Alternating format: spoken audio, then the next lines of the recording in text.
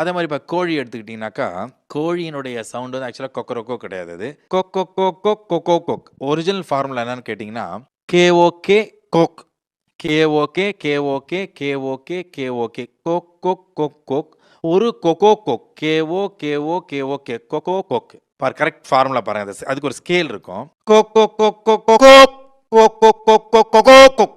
கொக்கோ கொக்குக்கு வந்து மறுபடியும் அந்த லூப் ஜாயின் பண்ணணும். இது வந்து கோழியினுடைய ஃபார்முலா. இப்போ இது கோழி மாதிரியே இருக்கணும்னா என்ன பண்ணலான்னா, அதில் ஓ ஷார்ப் ஃப்ரீக்வன்சின்னு ஒரு நோட் இருக்குது. ஓ ஷார்ப் ஃப்ரீக்வன்சினா இப்போ ஷார்ப்னா ஃப்ரீக்வன்சி அதில் சேர்க்கறோன்னா அந்த கரகரப்பை உண்டாக்குறது தான் அந்த மாதிரியான ஒரு ஃப்ரீக்வன்சி. ஓ ஷார்ப்பை கொண்டு போய் இந்த கொக்கில் போட்டோம்னா அதில் இன்புட் பண்ணணும்னு வச்சிங்களேன், அப்படியே கோழியாக மாறிடும். பாருங்க இப்போ கொக் கொக் கொக் கொக் கொக்கோ கொக். கொக்குக்கு பதில்